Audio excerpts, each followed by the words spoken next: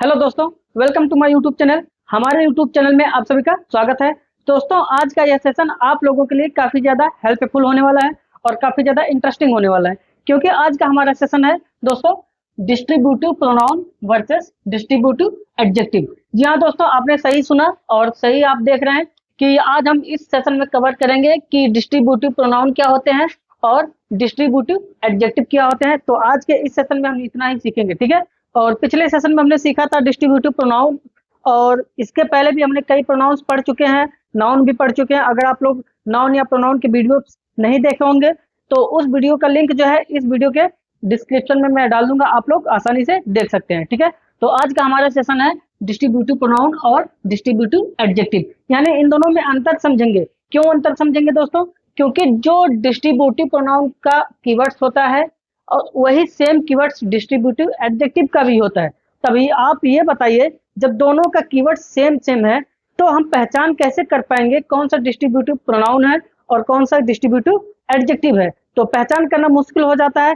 इसलिए आज के इस सेशन में जब हम पढ़ेंगे कि डिस्ट्रीब्यूटिव प्रोनाउन और एडजेक्टिव में क्या अंतर है, क्या डिफरेंस है, जब ये बातें समझ में आ जाएंगी तो हमें कोई भी किसी भी प्रकार की डाउट नहीं रह जाएगी। तो चलिए स्टार्ट करते हैं और सीखते हैं डिस्ट्रीब्यूटिव प्रोनाउन और डिस्ट्रीब्यूटिव एडजेक्टिव, ठीक है।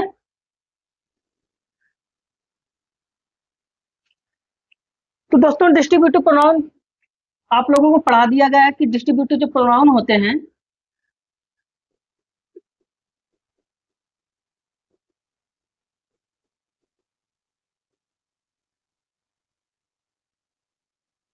डिस्ट्रीब्यूटिव प्रोनाउन आप लोगों को बता दिया गया है।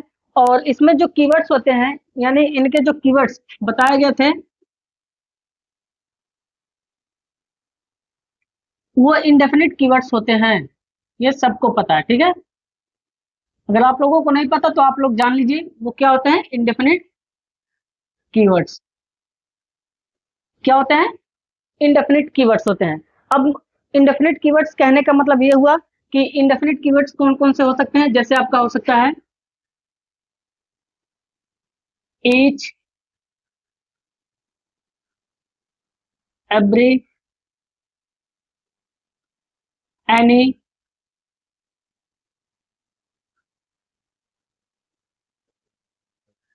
आइदर,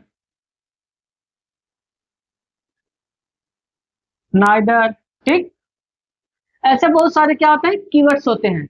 ये जो कीवर्ड्स आपको दिखाई दे रहे हैं वो क्या होते हैं? इंडेफिनिट कीवर्ड्स होते हैं। इंडेफिनिट प्रोनाउन नहीं दोस्तों, इंडेफिनिट कीवर्ड्स, ठीक है। इंडेफिनिट कीवर्ड से ही इंडेफिनिट प्रोनाउन भी बनता है। तो अगर आप लोग जानना चाहते हैं कि इंडेफिनिट कीवर्ड से इंडेफिनिट प्रोनाउन कैसे बनता है तो उस वीडियो का लिंक भी इस वीडियो के डिस्क्रिप्शन में मैं डाल दूंगा, आप लोग देख लीजिएगा, ठीक है। लेकिन दोस्तों, आज हम ये समझेंगे कि इंडेफिनिट कीवर्ड्स से हम डिस्ट्रीब्यूटिव प्रोनाउन और डिस्ट्रीब्यूटिव एडजेक्टिव कैसे बनाते हैं।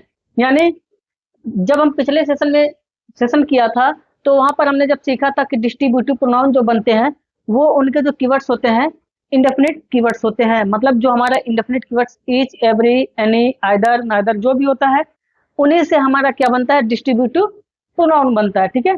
तो इन्हीं कीवर्ड्स से हमारा डिस्ट्रीब्यूटिव एडजेक्टिव भी बनता है। अब हम बात ये कर लेते हैं कि जब इन्हीं चीज से हमारा प्रोनाउन भी यही बनता है और एडजेक्टिव भी बनता है तो इन दोनों में डिफरेंसेस क्या है, कैसे पहचानेंगे? चलिए स्टार्ट करते हैं। तो अगर मैं प्रोनाउन की बात करूं दोस्तों, डिस्ट्रीब्यूटिव प्रोनाउन की,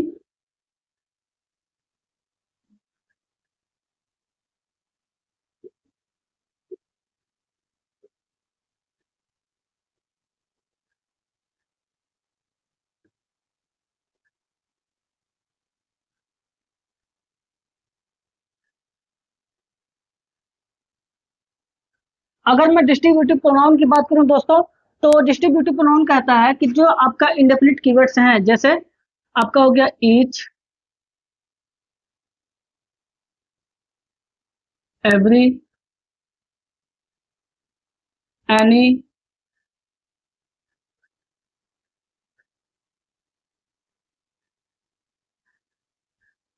आइदर हो गया, नाइदर हो गया, ठीक है।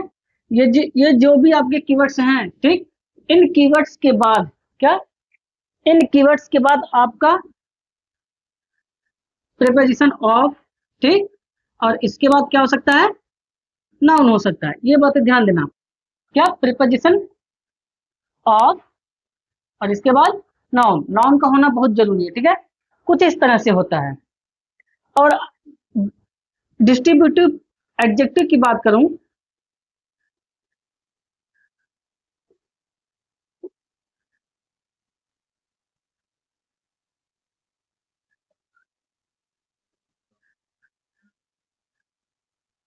अगर दोस्तों मैं डिस्ट्रीब्यूटिव एडजेक्टिव की बात करूं तो इसमें क्या होता है कि ये जो हमारे इंडेफिनिट कीवर्ड्स हैं ये सब के सब, ठीक।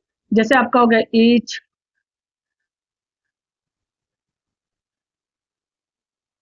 एवरी, एनी, आइदर,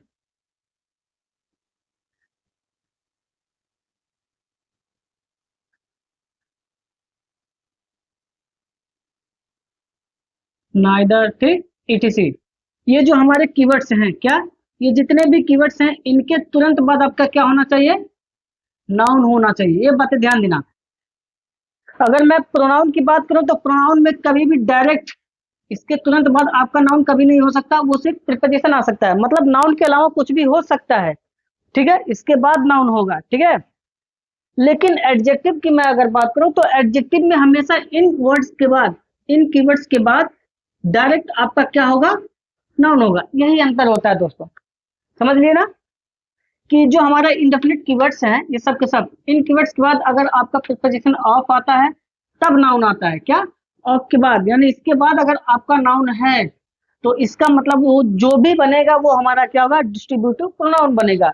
लेकिन अगर वहीं पर इन कीवर्ड के बाद आपका नाउन है, मतलब ये आपका ऑफ नहीं है, मतलब प्रीपोजिशन नहीं है, इसके तुरंत बाद, या ऐसे कह सकते हो नाउन के पहले ये शब्द आए, ठीक है, मतलब नाउन के ठीक पहले अगर ये लिखे गए हो तो ये हमारा हो जाएगा डिस्ट्रीब्यूटिव एडजेक्टिव। सिंपल सी बात, बस कहानी खत्म। अगर मैं एग्जाम्पल की बात करूं तो एग्जाम्पल में जैसे मैंने कहा ईच ऑफ द बॉय, ठीक, हमने क्या कहा, ईच ऑफ द बॉयज। अब यहाँ पर देखे ध्यान से, अगर तो ईच क्या है, इंडेफिनिट कीवर्ड्स हैं, इनके तुरंत बाद क्या आया है, ऑफ आया है, और उसके बाद क्या है, नाउन है, ठीक है, मतलब आर्टिकल, आर्टिकल के बाद नाउन है, ठीक है। तो यहाँ पर हमने डिफरेंसेस समझ लिया ना, तो इसका मतलब ये क्या हो गया, ईच। अब यहाँ पर ईच कैसा रोल कर रहा है, डिस्ट्रीब्यूटिव प्रोनाउन का रोल कर रहा है, ठीक है। लेकिन अगर मैं यहीं पर ऐसे लिख दूं ईच बॉयज, तब अगर मैं यहाँ पर कर दूं ईच बॉयज, तब ये क्या हो जाएगा, तब ये हमारा हो जाएगा डिस्ट्रीब्यूटिव एडजेक्टिव हो जाएगा, ठीक है। बातें समझ में आ रही ना, यानी अगर मैं ईच के बाद ऑफ लगाता हूं तब आर्टिकल या नाउन होता है, ठीक है, तो वो हमारा क्या होता है, डिस्ट्रीब्यूटिव एडजेक्टिव होता है। लेकिन उसी ईच के बाद अगर आप ध्यान से देखिए तो ये बॉयज लिखा गया, बॉयज क्या है, नाउन है, ठीक। और ये कब आया है, इस वर्ड के तुरंत बाद, यानी नाउन के पहले आपका क्या है, ईच है, या ईच के बाद आपका तुरंत क्या है, नाउन है, ठीक है। तो ये हमारा हो जाएगा यहाँ पर डिस्ट्रीब्यूटिव एडजेक्टिव हो जाएगा, ठीक है बच्चे। और यहाँ पर ईच क्या हो जाएगा, डिस्ट्रीब्यूटिव प्रोनाउन हो जाएगा। क्लियर हुआ ना बात। इसी तरह से आप कई एग्जांपल ले सकते हो, जैसे एनी बॉय कर सकते हो, या आप एनी ऑफ द बॉय कर सकते हो। तो वहां पर क्या होगा, जैसे मैंने कहा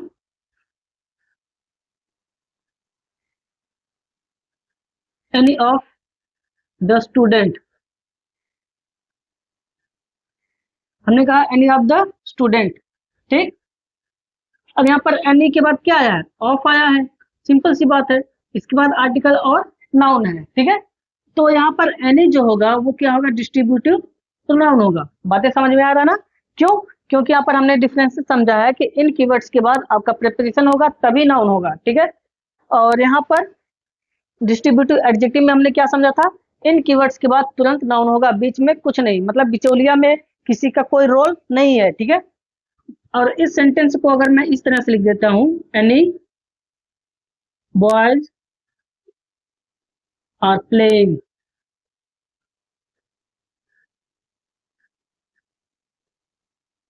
इन द गार्डन,